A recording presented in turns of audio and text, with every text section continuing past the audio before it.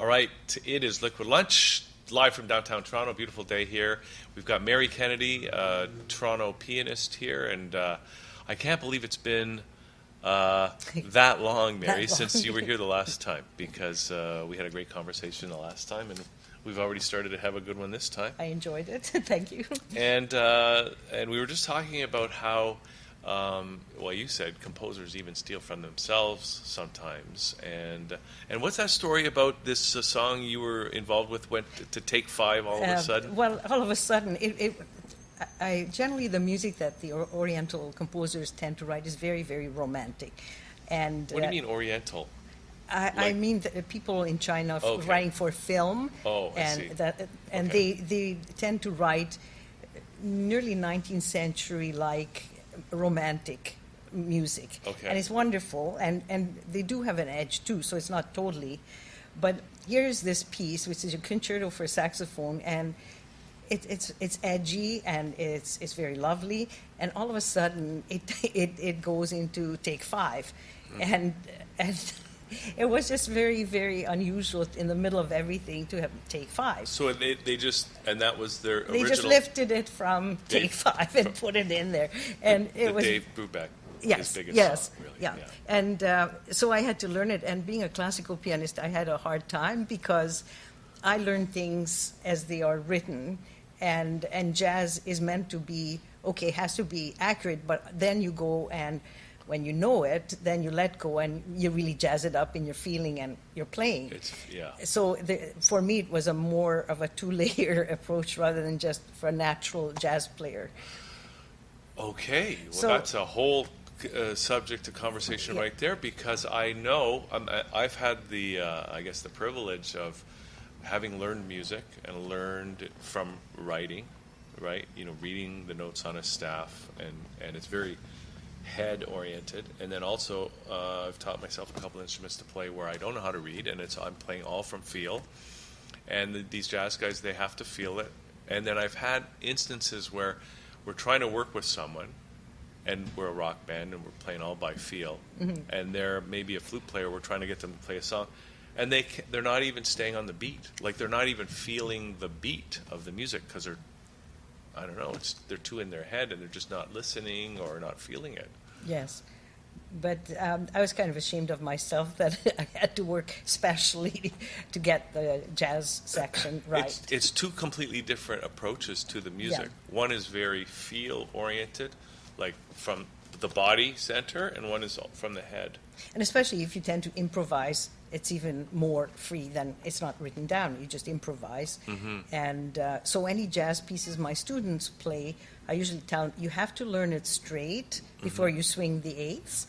And then you start feeling it. And then you don't have to worry about the rhythm anymore. It's there and it's coming. And then you're putting the accents in the right place. But this take five was really funny.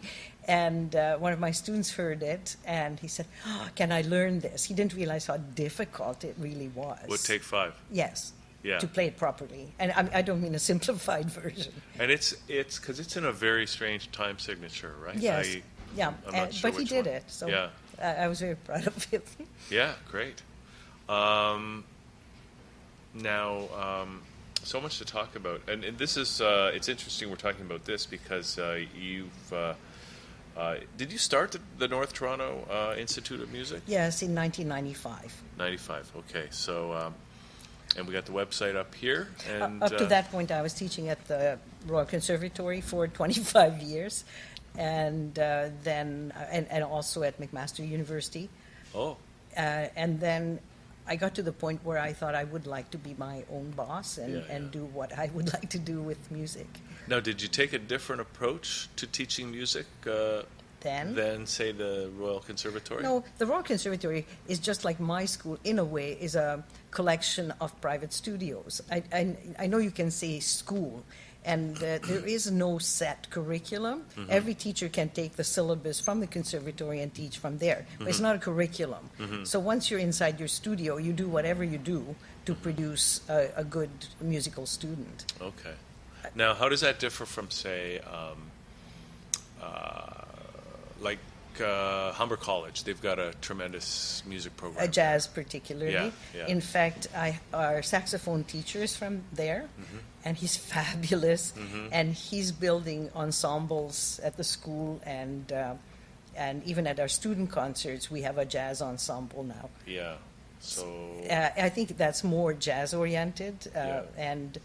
but they do give them good training. Oh, and they're producing some great players, Yes. great musicians. Yeah, I've had really good people like Tara Davidson. I don't know if she studied there, but she's very marvelous. And she left, and so I enjoy when any of these young people come and teach for us. Let's face it, you get into a rut in your thinking, and it's nice to have an infusion of young teachers who have different ideas and different training to keep the vitality of a school going. Yeah. So now you were mentioning before we came on that there was some kind of you can correct me. I'm just trying to get you to say it or whatever. But there's a decline, some kind of a decline in music education. What were you? Yes. What Well, were you first meaning? of all, the schools, they don't have the music education programs anymore. You mean the public schools? The public schools have reduced it considerably. I think that's a tragedy. It is, because I find that the other tragedy is that the parents over-program their children to the point where they cannot sit still. And they're constantly fidgeting and unable to concentrate, especially by the time they get to their music lesson, which is after school. I don't know what the phenomenon means, because I have a feeling it's, well, my neighbor's child is doing so many things, I don't want to be my child to be left behind. This is what one mother told me when I asked, what is all this for? Yeah, like the parents are, well, you say over-programming. In other words, okay, today's soccer, tomorrow's whatever. Or more than one activity after school. Yeah, always all day. something, Yes. right? I don't know what are they scared of, that the child has time for creativity and imagination. No, they have to be regimented into a schedule. Because we never had that. I'd No, come it home wasn't from a school, problem. I'd hang out with my friends. Exactly. And we would do what we wanted. Well, this is how the silliness of it being called play date. They set up an appointment with a child. It cannot be casual unless it's their neighbor, but it makes it very difficult for them to become really good at something, even if they're talented, because they don't have the support time to prepare, like for lessons. They're too busy doing a whole bunch of other things. They can't get good They at one can't, thing. and I can't even blame the children. Actually, we're starting a new program this year. We're going to start music and yoga classes for children, Oh, so you're combining two things. so that they would. Well, these are for little ones, but I think the older ones could benefit from something like that, where they can be self-aware and know that they can calm themselves down. It's rather tragic, because I try to, well, not just I, but all the other teachers, we teach our students to be as good as a musician, even though we're hoping they're not going to become starving musicians. We train them that they'll be knowledgeable, enjoy music, and be able to work on piece out for themselves. I have a student who now is studying, I think, biomedical engineering, and he called me, oh, the summer I'm here, I'd like to learn something else. But he before he left, he actually played the complete Beethoven Moonlight Sonata, which is huge. Not the first movement, which every child wants to play, but the last movement, which is horrendously technically difficult. And this boy in high school learned the whole thing because he spent time every day, and he wasn't over-programmed. He had the time to think about what he would like to do. And I was so happy. This is my proudest achievement. And that's where we would like to go with all our students, that they get up to the level where they can leave us behind and do things on their own. But if they can't prepare, like if you're sitting there, I often say to students, your parents could pay much less for a babysitter than me, because that's what I'm doing. Because, doesn't it happen that, I guess, I don't know, but, sometimes the kids might not want to be taking music lessons, and the parents are making them do that. Is that what happens sometimes? That happens too.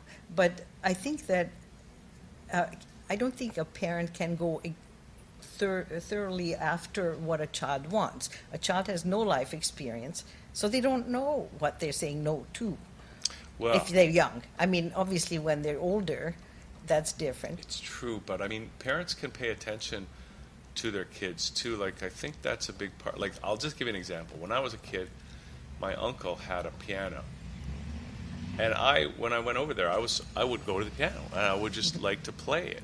Now, if my parents were paying attention, they would go, "Oh, maybe Hugh would like piano lessons." We didn't have a piano at our house,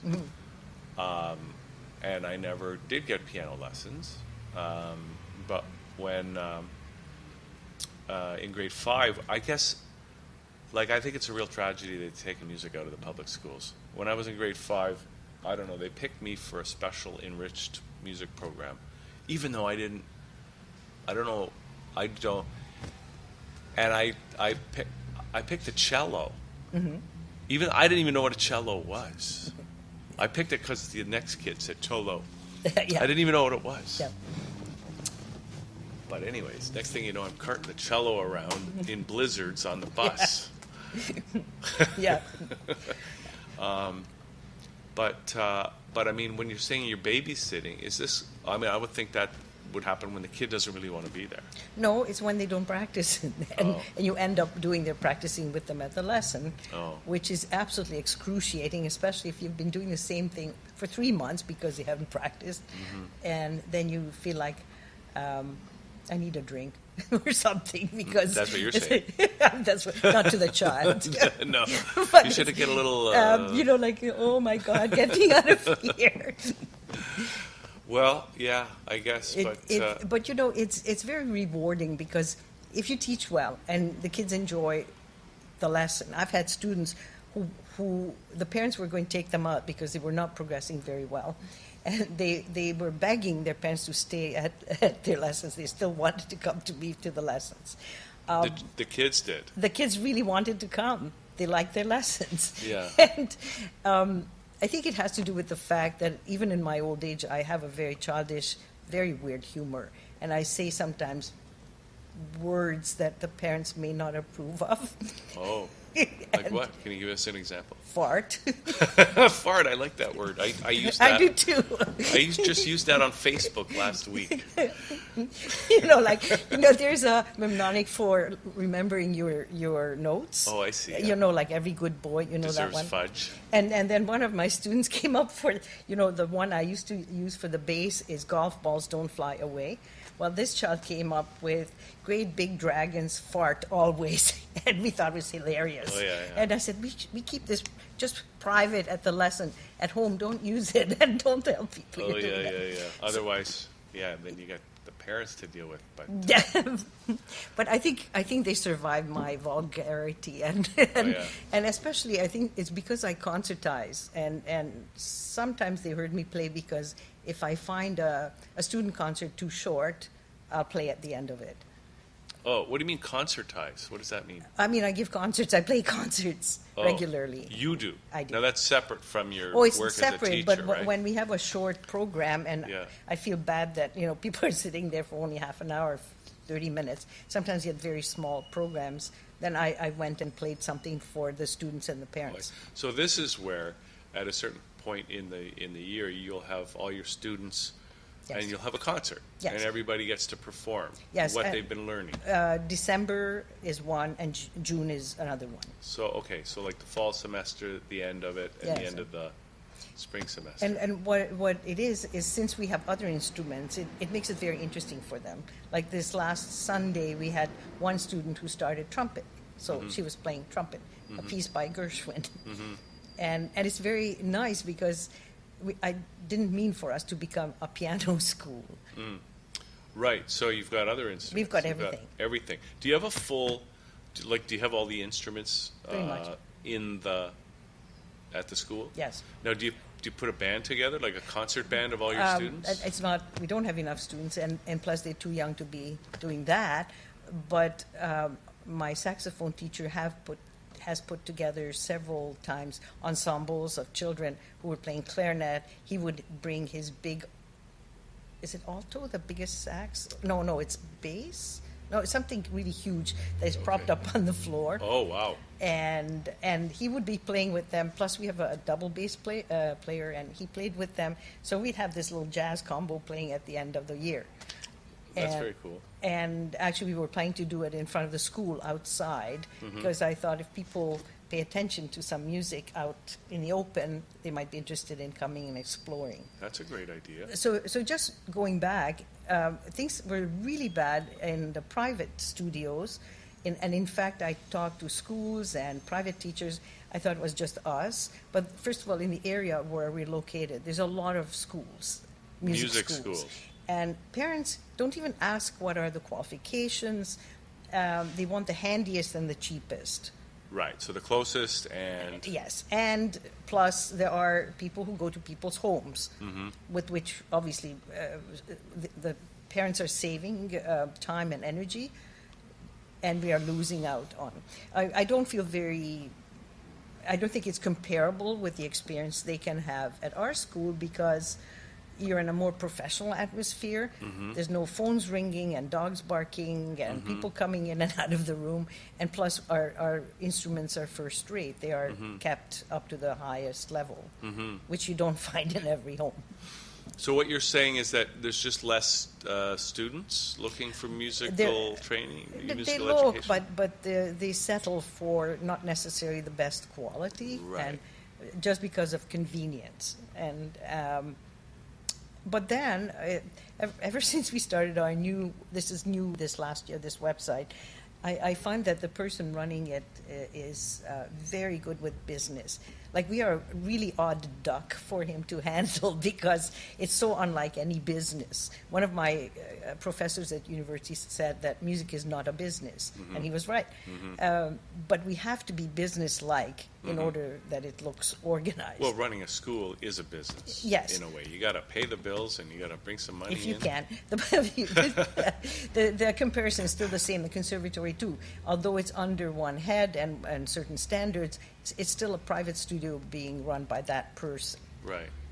So what do you mean that the person running it? You mean running the website? Yes, he is running it so that he's very knowledgeable about how to use Google Ads and Facebook ads. As a business. Oh, and great. Whenever we have some news, I just shoot it off to him, and he puts it on. And I think he did a very good job with this.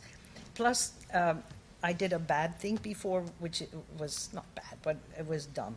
It's bad enough. I had to let teachers go who had no students. And so somebody would call for, let's say, drums. And I say, okay, I'll find a drum teacher. But by the time I found the drum teacher, they went elsewhere. Oh. So I said, I can't do it this way. So now I hired everybody for everything. And hopefully it will pay off, because when people say, I want this, I do have a teacher for you. Right. So I think that's a better way of doing it. Now, are you finding, so how long has this site been up, the new site? Oh, since the early spring, so it's fairly new. So are you seeing an improvement in people giving? Amazingly, yes. Really? Yes. That's fantastic. But I hear from other people, too, that their studios are picking up. So I don't know if it's part of the trend, but definitely he's optimizing our listing, and that's a huge deal. And he's always, I keep putting out things like our guitar teacher won the international guitar competition just last week. And so he puts on all that and testimonials, and this is not something I can do. I don't have the time, energy, nor the wish, even if I were knowledgeable, because my days are very long, because I have to practice 4 or 5 hours. I teach about 3-4 hours, and there's a household to run, and so on. So it's So you still practice 3-4 hours every day? Yeah. Now, why is that? Is it because you have? I know, because you do performances. You're on CDs. Is it because you've always got something that you're working towards? Yes. A performance. Yes. Like I just played in April at the St. Andrew's Church beside the Roy Thompson Hall. Oh, that's a nice church. Oh, I've never been inside before. And you know what it has? It has a Bösendorfer, an Imperial Grand. Now, what that means, That's a piano, right? Yeah, but it's 10 feet long, not 9. Oh. And it has 5 extra notes at the bottom. What? Is it 5? Anyway. 93 notes? It has I took a picture of it, and I'll show it to you after. And the coolest thing is, I know this is very silly. There's a piece by this Hungarian composer I've been playing forever, and he wrote in a low G, which does not exist on a regular piano. A regular piano. And I cheated. I played the A because thinking at that low pitch, nobody's going to notice. Right. But when I had this, it was actually in tune with the other note. It was so fabulous. I know it's not a big deal, but it made me so happy. Well, it's a lovely instrument. That's fantastic. And I played 5 Canadian composers, or 4. Who have you played? Oh, well, first of all, I want to ask you. So, did you record that? I mean, how My often- daughter did on her phone. Well, you should get a I really prefer, if I'm going to record something, that I'll record properly so Yeah. that I have chances to fix. I don't think I have ever played an absolutely perfect recital where every note, nothing went wrong. It's because I have some fault in there, but Well, do other people actually, like, did Liberace or? I think a lot of people can practice 9 hours a day or 7 hours a day. They should. They might get it right. But my head is full of other things as well. Yeah. But you know what? I get such wonderful feedback from the audiences that it doesn't matter. And to me, feel is important, right? Yeah, I think if you're communicating with your audiences. Yeah. I played this concert earlier in Barrie in February at one more Canadian composer, and I just realized when I was playing that I might be tarred and feathered after this because this is a concert for seniors. It was called the Senior Serenade, and I thought, I'm playing all this Canadian stuff. They're going to kill me. Well, because they've never heard it before. Well, people are not keen on hearing new music. And, afterwards I talked to all these older people, and they were really older, and they really loved it. They said that it was so wonderful to hear something new. Oh. See. And so they were really open to this, especially because I choose composers who communicate with their heart, not just with their brain. Right. Plus, I think the writing has become more melodic. It's not quite as dissonant necessarily as it used to be. Like Murray Schafer, for example. Do you ever do him? No, I haven't. No, he's not that bad. He's sort of he's not somebody I really want to play. I mean, it's hard. I mean, I've seen things like he's got a quartet, and part of what they have to do is stand up and shout and make noises with their. I know. All that stuff. Yeah, I know, and I don't care for that so much. Yeah. I mean, the only time I did something like that was Mary Gardner, who wrote wonderful music. She had a piece that was sort of outdoors stuff, and there was a story. And at one point, I had to get up and with my nail go on the high strings, where it is resting on the wood, and it really made sounds like a woodpecker. Oh, okay. That was okay by me. Because she did it that on and purpose, she did right? At one point also another piece actually that she wrote for me. She used a chalkboard eraser, so I was supposed to stand up and pull it while I was playing. So actually, what it does, it's like a damper, an extra damper. Yeah. So it ended up a very unusual kind of sound coming from the instrument. Which is what she wanted. Yeah, I guess, I right? mean this is not damaging the instrument. Right. Although the tuner told me once there was a New York pianist who came to the Faculty of Music to give a concert, and he brought pasta to put into the piano on the strings, and I thought, oh my God! First of all, Toronto has pasta. I don't know what's special about New York pasta, and then they had to keep cleaning out the piano after it was for pasta. This kind of stupid gimmicks they mean absolutely nothing. I don't think that's music making. Listen, I was just reading this morning about a guy. No, this is more like rock type music. But part of his show is he breaks a bottle over his head and then grinds the glass into his skull. And I won't even get into what the other stuff that he does. That's terrible. But it's just, so what I specialize in is Hungarian music because I'm Hungarian by birth, and Canadian music. And one of my things is that I go to Canadian embassies. I played 4 times in the Canadian embassy in Prague, and 4 times in Hungary in the Canadian embassy. In Budapest? Yes. I was there once. Yeah? I lost my passport. Great.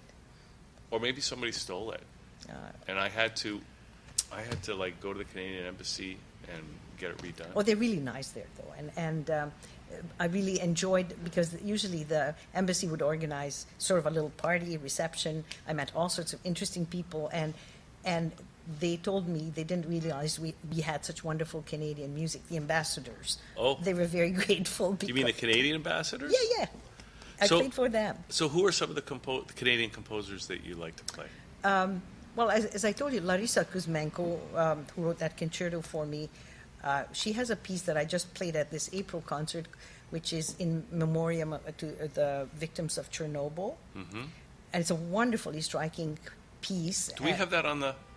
No. Do we have any Canadian composers in what you gave us just now?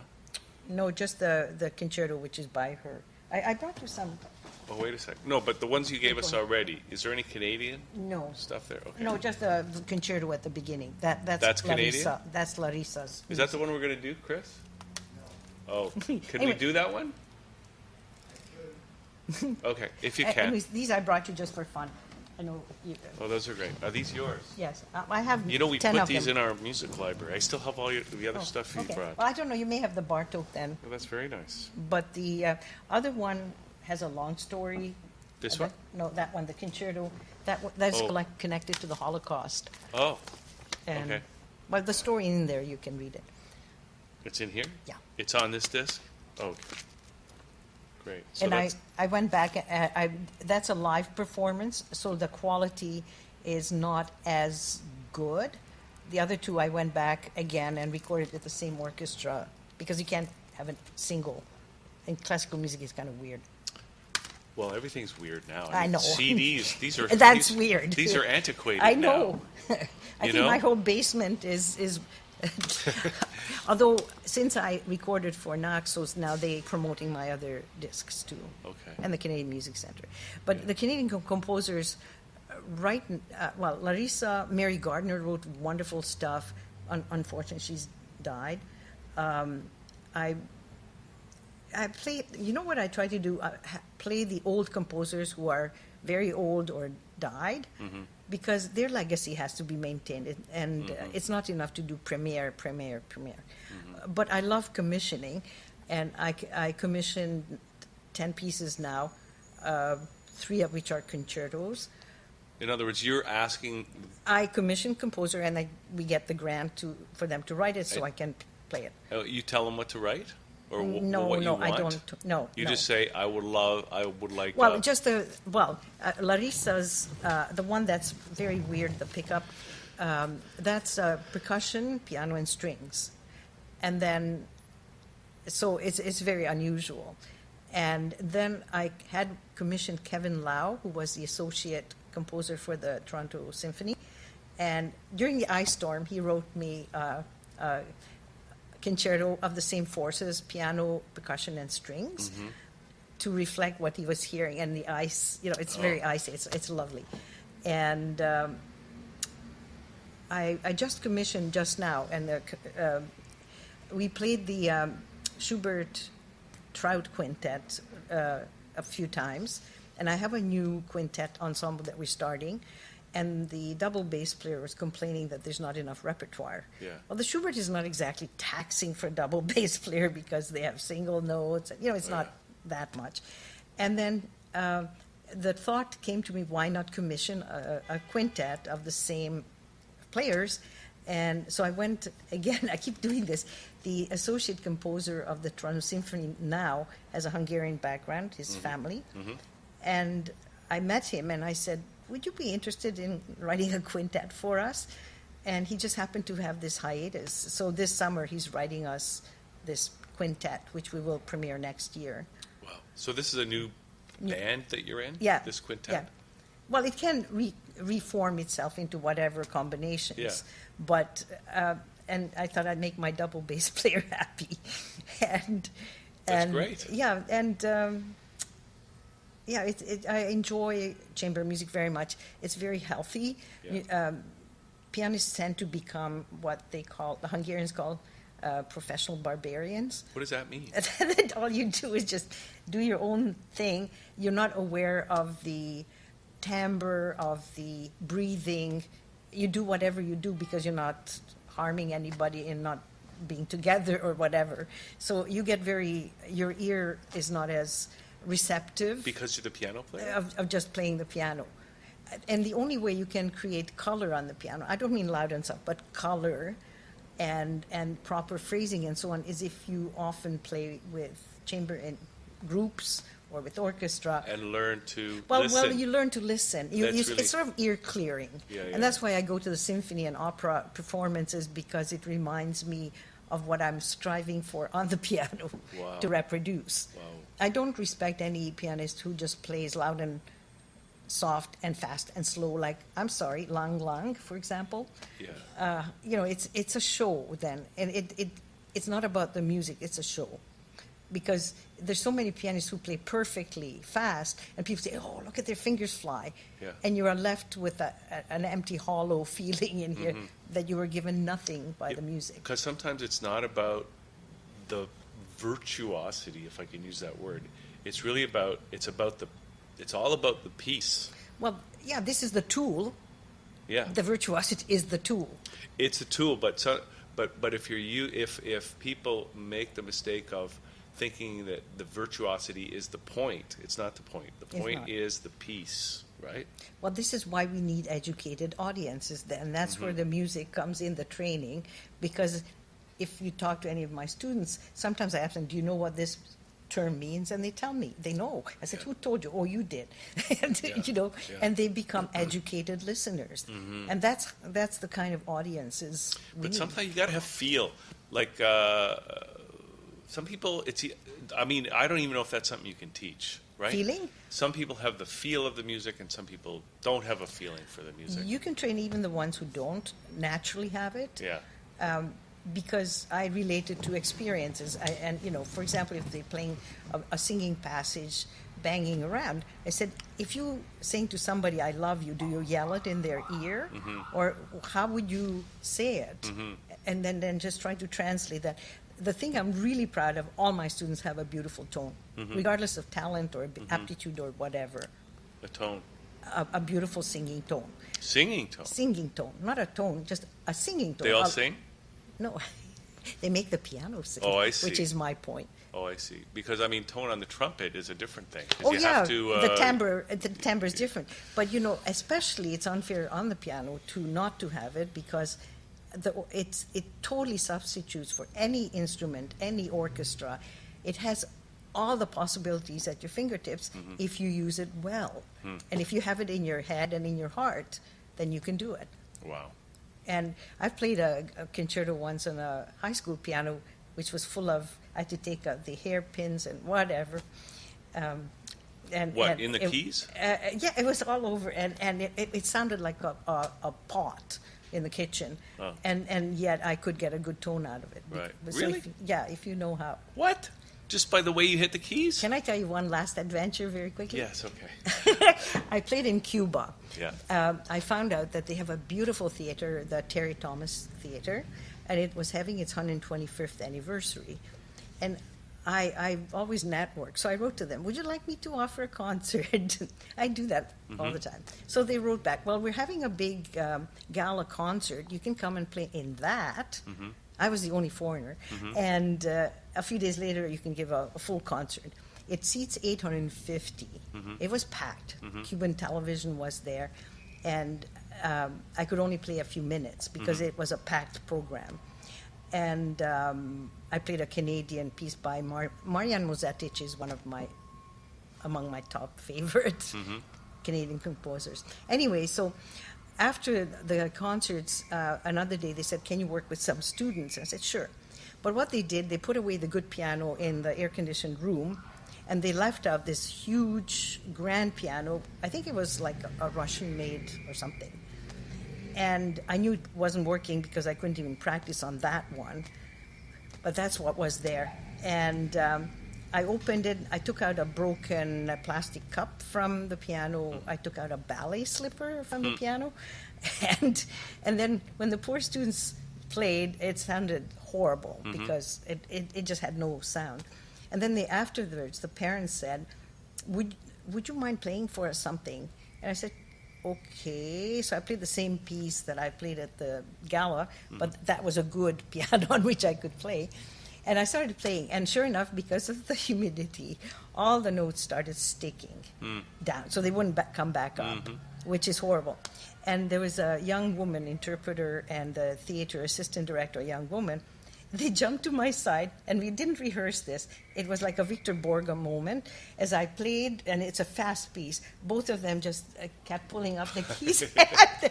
And at the end, I was laughing so hard I couldn't finish it because it was so hilarious because it would be something like you rehearsed it. Wow, that's funny. Because pianos suffer most of all from humidity problems, not so much cold and hot. Right. So. Wow. Well, Mary, I could talk here all day. Yeah, me too. What a great, fun conversation this is. Thanks for bringing the music. We're going to go out and we're going to hear one piece that you're playing on. I'm not sure which one, but... those are beautiful pieces. Like Rota, even though he was in the 20th century, he never tried to go in the direction of dissonance. Yeah. He actually said, I write from my heart and I just want to make people happy. Right. So that's maybe next time. I would love to. I don't even want to end this conversation, but that's a whole conversation right there. So this has been great to have you. Thank you. Here, I'm sorry, Mary. I'm a big blabbermouth. No, it's good. I thoroughly enjoyed it. But I really enjoy talking to people. Yeah. Boy, we should get a piano in here and get you to play. But so, of course, people can go to your website, which is, what's the website, Mary? It's www.ntimusic.com. ntimusic.com. And if they live in the, you're at it's Eglinton and Bayview. And Bayview, yeah. So, or people can come there and... people come from even further anywhere, away. yeah. If they want to get a great musical education, obviously people watching this can get that sense. And you got the CDs. Where can people get the CDs? They can just contact me on my email. Yeah. I mean, the Canadian Music Centre does sell some. Yeah. And of course, I can sell some on my own too, but it's kind of complicated, actually. Anyway, they can get in touch with you on the website. Sure. So that's great.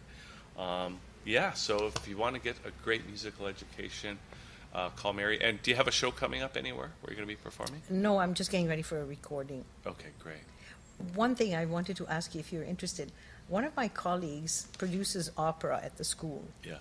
And he has done, 100-something or more over the last 11 years. Yeah. What he does, he's a vocal coach, and he gets top singers, and he puts on a complete opera, which he plays through, even Wagner, at a church. Uh-huh. And the singers are really top notch. And he used to be the conductor of the Phantom for 10 years, actually. So he's a conductor. Mm-hmm. But I know there's little opera companies around, but this is so unique, and the standard is so high. I don't know if you'd be interested. And he's like a Renaissance man. I really admire how he is in literature, in art, everything. So I just find it so nourishing that he's in the same school and we get to talk with you.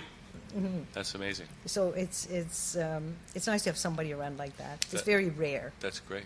Well, if you ever want to bring him on the show, that'd be awesome. Well, would you be interested in that? Yeah. Okay, because he just did his 10th or 11th year, and some of the singing is just even better than at the COC. Yeah. It's that good. Wow. These are young professionals, who don't get a chance to necessarily get into something. So they say, I want to do this opera. So he puts on operas that you don't even hear ever because the companies don't put it on. Yeah. So it's in concert. It's not staged. Yeah, let's do it. Okay. I'll tell him. Shall he just write to you? Yeah. We'll figure it out. Okay. I'm just going to sign off from this interview. Sorry. So people check out the website, ntimusic.com. And you can get in touch with Mary, get her CDs, enroll for lessons, get your kid in there, and get the quality of music education in Canada up. So thanks, Mary. Great to see you again. One thing I did that's not for the program. Do you want to wrap this up and then we can You wrap talk? it up. Yeah. Okay, we're wrapped up. It's thatchannel.com. We'll be back with another interview right after this.